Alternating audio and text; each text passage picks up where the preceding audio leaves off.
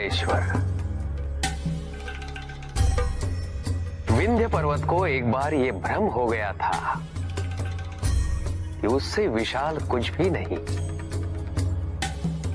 देवर्षि नारद नारायण का नाम लेते लेते विंध्य पर्वत पहुंचे तो विंध्य ने उनसे अपनी मन की बात कह दी। नारद ने भांप लिया कि उन्हें अहंकार के आकाश से धरती पर लाने की आवश्यकता है।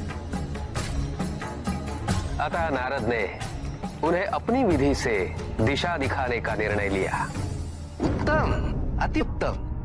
यदि तुम्हें ऐसा प्रतीत होता है तो अति उत्तम। केवल एक समस्या है। समस्या? हाँ, ये कहने में मुझे प्रसन्नता नहीं हो रही है कदापि, किंतु सबसे विशाल पर्वत तुम नहीं हो। संभव है कि मेरा ये कथन सत्य ना हो, किंतु नहीं देवर्षि, आप सदैव सत्य ही कहते हैं। कृपया करके मुझे बताइए कि मुझसे भी अधिक विशाल पर्वत कौन सा है? मेरू पर्वत। मेरू? यदि मैं सबसे विशाल नहीं तो बन तो सकता हूं। मेरा मार्गदर्शन कीजिए, मुझे बताइए, कोई युक्ति बताइए मुझे। नारायण नारायण, मुझे आपको सत्य बताना नहीं चाहिए था। कितने व्याकुल हो गए हैं आप। आपकी दशा मुझसे देखी नहीं जा रही है। देवर्षि, कृपया विलंब ना कीजिए और मुझे बताइए, इस सृष्टि का सबसे विशाल पर्वत बनने के लिए मुझे क्या करना होगा? देखिए, ये तो तभी हो सकता है जब आप पर किसी की कृपा दृष्टि हो, आपको कोई वरदान प्राप्त हो। तो बताइए, किसकी आराधना करूं मैं? मैं अवश्य करूंगा, पूरी निष्ठा से करूंगा, पूरी श्रद्धा से करूंगा। तो आप महादेव की तपस्या कीजिए, उनकी आराधना कीजिए। नारायण नारायण। और इस प्रकार देवर्षि नारद ने विंध्य को महादेव की आराधना करने हेतु प्रेरित किया। नारद विंध्य को महादेव की आराधना करने हेतु प्रेरित नहीं करता। ऐसे कैसे हो सकता था? विंध्य ने महादेव की आराधना आरंभ की।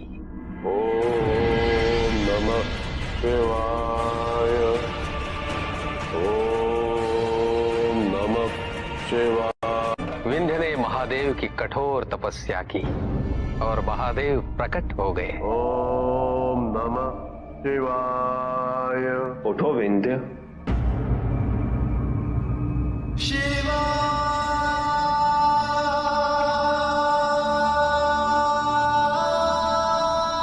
प्रभु,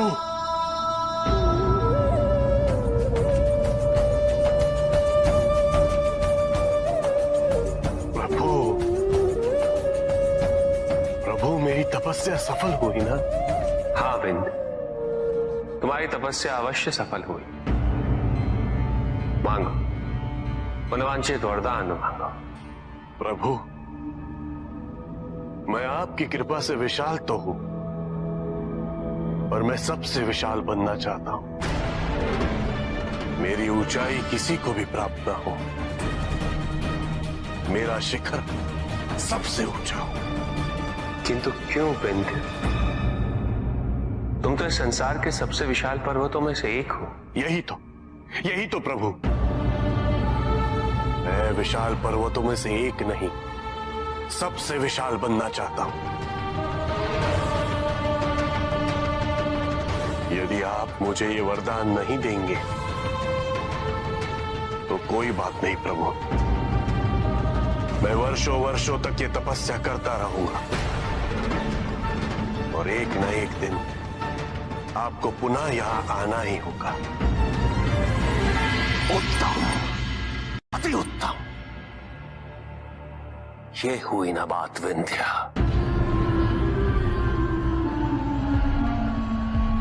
उसके बाद क्या हुआ ऋषि प्रहलाद? उचित है विंध्य, तुम कितने विशाल होना चाहते हो? मैंने कहा ना प्रभु, सबसे विशाल। किंतु आज मैं भले सबसे विशाल पर्वत बन जाऊं, पर कल कोई मुझसे भी बड़ा हो जाएगा। प्रभु, आप मुझे ये वरदान दीजिए कि मैं अपनी इच्छा अनुसार अपनी विशालता बढ़ा सकूं, उसकी कोई सीमा ना हो। उचित है विंध्य, मैं तुम्हें तुम्हारा मनोवांछित वरदान अवश्य दूंगा, किंतु मेरा एक कथन स्मरण रखना, इस सृष्टि में सबके आकार का अपना महत्व होता है, अपनी उपयोगिता होती है। तुम्हें सुनिश्चित करना होगा विंध्य कि तुम्हारे किसी भी कृत्य से इस संसार के समक्ष कोई समस्या उत्पन्न ना हो। अवश्य प्रभु। इस संसार में एक पर्वत की विशालता से कोई संकट कैसे आ सकता है प्रभु? प्रभु वरदान देने में अब विलंब ना कीजिए। अवश्य विंध्य, जैसी तुम्हारी इच्छा। तथास्तु।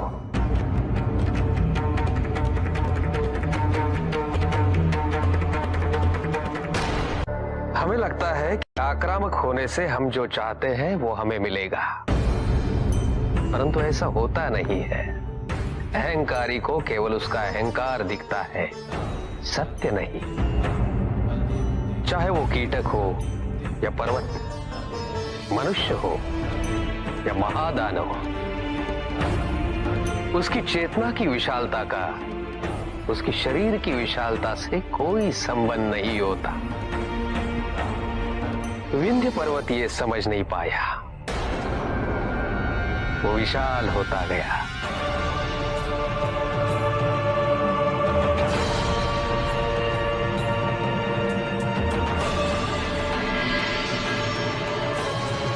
और शीघ्र ही पृथ्वी पर सबसे विशाल हो गया। किंतु उसके मन में आया कि कहीं दूसरी ओर मेरू पर्वत भी वरदान पाकर बड़ा हो गया तो फिर वो और विशाल होता चला गया।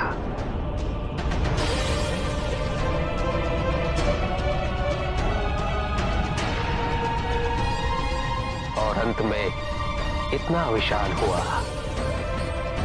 कि पृथ्वी पर उसका भार असह्य हुआ। मां पर फिर मां ने क्या किया? केवल पृथ्वी देवी ही नहीं, अपितु इंद्रादि देवता भी महादेव के पास पहुंच गए।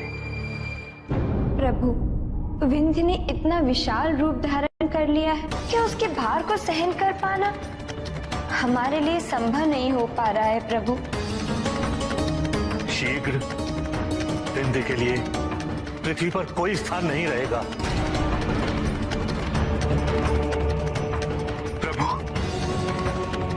अब तो मुझे भी भय हो रहा है कि कहीं मैं विंध्य के शिखर से टकरा न जाऊं। मुझे भी यही भय है प्रभु। ये आपने कैसा वरदान, कैसा अद्भुत वरदान दिया है आपने प्रभु। यदि वरदान इतना अद्भुत है तो निहित उद्देश्य भी अवश्य ही होगा। किंतु प्रभु, अब बाढ़ तो निकल चुका है, अब क्या होगा? अब समय आ गया है। आज्ञा दीजिए प्रभु, क्या करना होगा? विंध्य को और विशाल बनना होगा।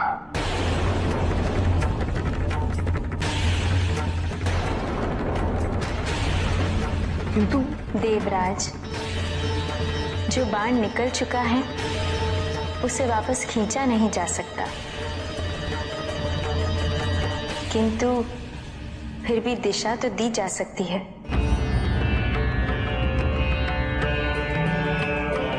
नारायण नारायण।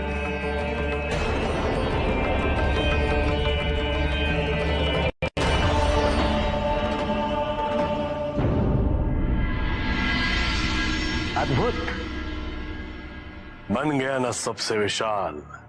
हाँ हाँ, विशाल तो अवश्य, किंतु सबसे विशाल कहना उचित होगा या नहीं, ये तो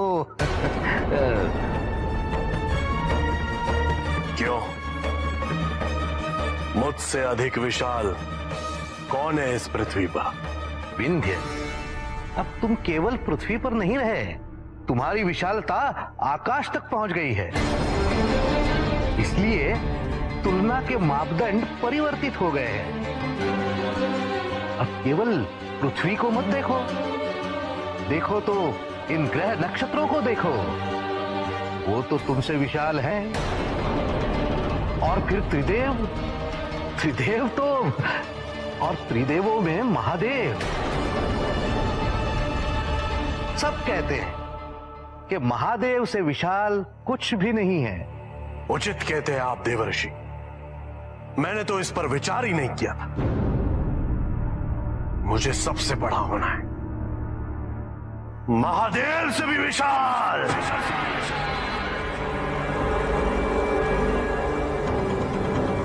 नारायण नारायण। और इस प्रकार विंध्य का आकार सबसे विशाल हो गया। फिर विंध्य ने ऊपर देखा।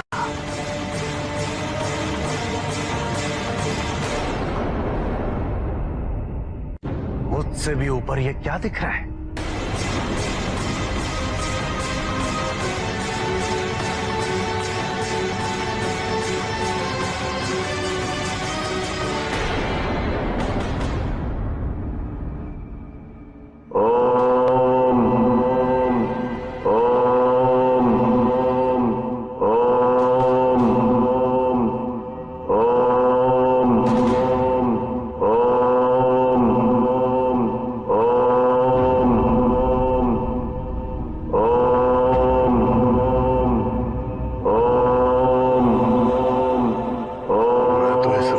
में धूल के कण समान भी नहीं हूं।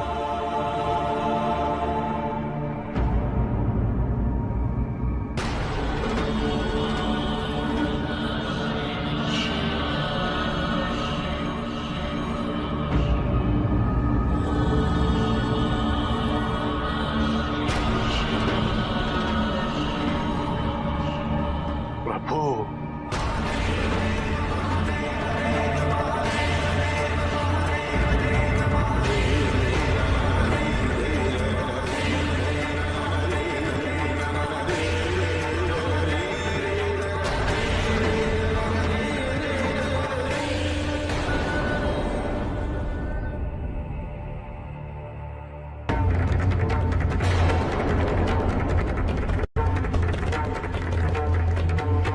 किंतु ये संभव कैसे है ऋषि पिपलाद? तुम ये कहना चाह रहे हो कि समस्त सृष्टि महादेव के रुद्राक्ष के अंदर है?